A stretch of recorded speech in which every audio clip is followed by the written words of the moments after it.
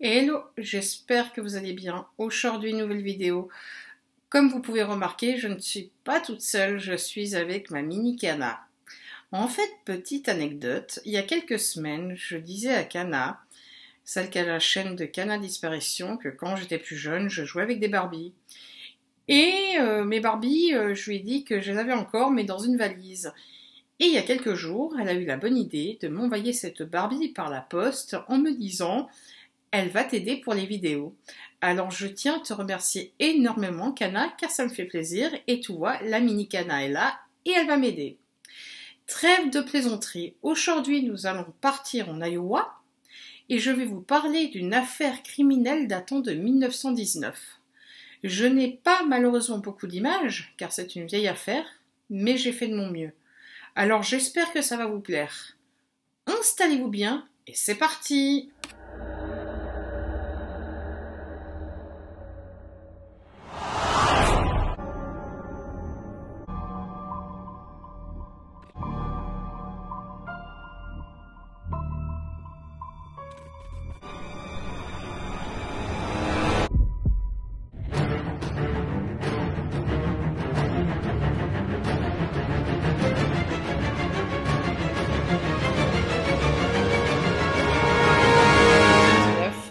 N'était qu'un autre jour dans sa ferme près de Prescott en Iowa, c'est-à-dire jusqu'à que sa voisine de 15 ans, Irene Hawkins, trébuche dans la ruelle avec une entaille sur le côté de la tête.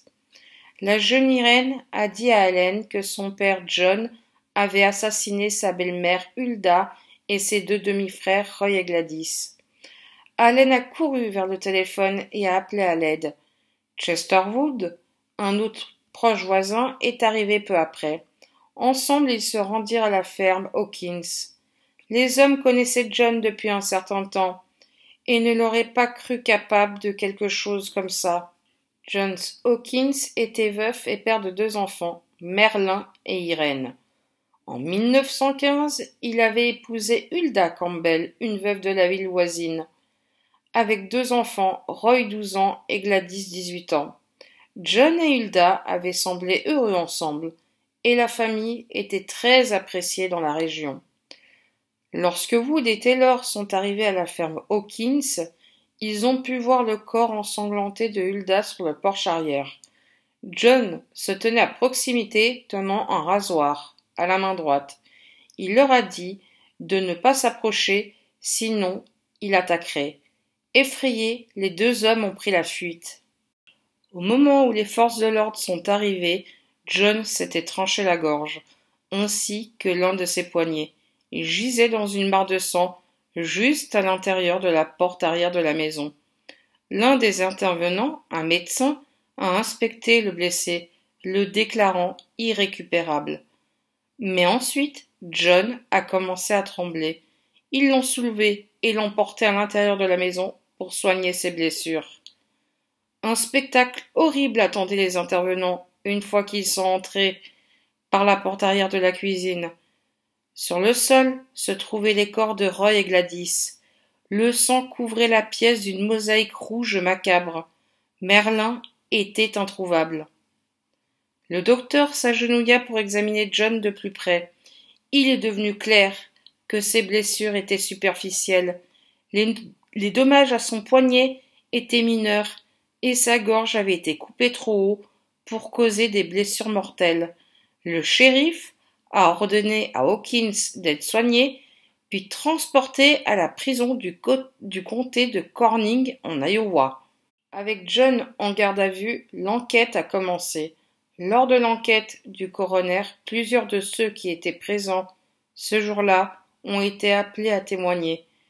Une sombre chronologie a émergé, basée en grande partie sur le témoignage d'Irene et de Merlin, qui, il s'est avéré, avaient été témoins d'une partie de l'effusion de sang avant de fuir vers la maison de son oncle.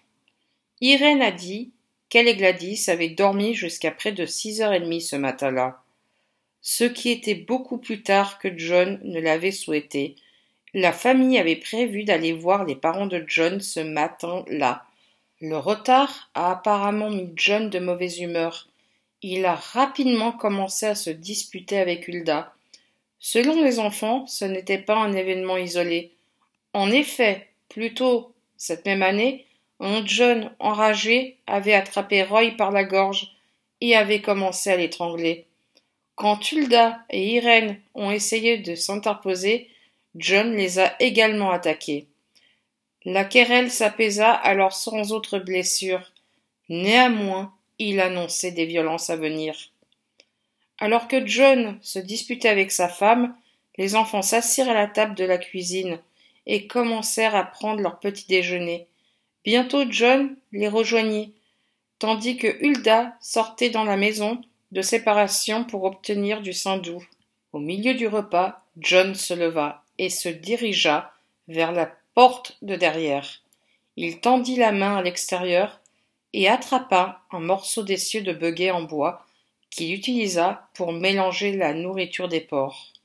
Sans un mot, John s'est alors rapproché et a frappé Gladys à la tête. Elle s'est effondrée sur le sol. John se balança à nouveau, frappant cette fois Roy. Irène et Merlin ont tous les deux couru, craignant pour leur vie. John a couru après Irène, la rattrapant facilement dans la cour. Elle a supplié son père d'arrêter, mais John a fait pivoter l'essieu. Du sang s'écoula de l'entaille sur sa tête, alors que John se détournait de son enfant qui saignait. Il repéra ensuite Merlin, courant dans la cour, et l'appela. Le garçon se figea sur place. John a ordonné à Merlin de prendre son cheval et de monter à la ferme de son oncle. Il voulait que Merlin raconte à son oncle ce qui s'était passé ce matin. Pétrifié, Merlin obéit. Il courait à la grange, sella son cheval et se prépara à partir pour la maison de son oncle. John est ensuite retourné dans la cuisine où il a achevé Gladys et Roy avec des coups supplémentaires à la tête. C'est à ce moment-là que Hulda retourna à la maison. En entrant, elle a découvert ses enfants morts sur le sol. John l'a ensuite frappé au visage avec l'essieu. Hulda a trébuché par la porte arrière et dans la cour. John l'a suivie, lui donnant un coup à la tête, puis la laissant pour morte. Pendant ce temps, Irène avait repris ses esprits. La première chose qu'elle vit, c'était sa belle-mère dans la cour allongée. Elle chancela vers la femme blessée. Hulda était grièvement blessée, mais toujours en vie. Elle a dit à Irène de s'enfuir et de trouver de l'aide.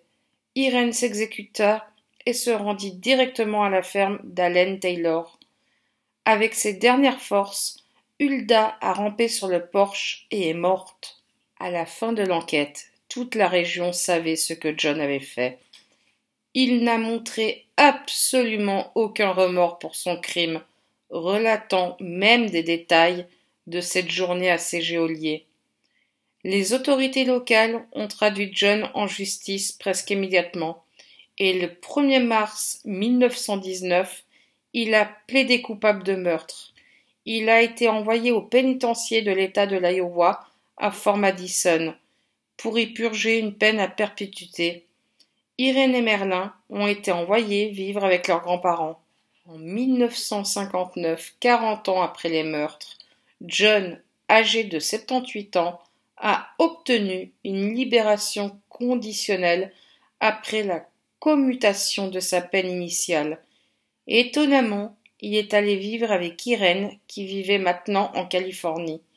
Cependant, la vie en dehors de la prison ne convenait pas à John, et il demanda à être envoyé dans l'Iowa. L'État a accepté et un agent de libération conditionnelle a escorté John jusqu'à Fort Madison. Il y mourut en 1963. La pierre tombale de John est claire et ne fait aucune mention des crimes odieux qu'il a commis par une froide journée de janvier en 1919. Voilà, c'est ainsi que se termine cette histoire. J'espère qu'elle vous a plu. Moi et ma mini-cana, nous vous souhaitons une bonne soirée, un bon week-end et on vous dit à la prochaine pour une nouvelle vidéo. Bye bye!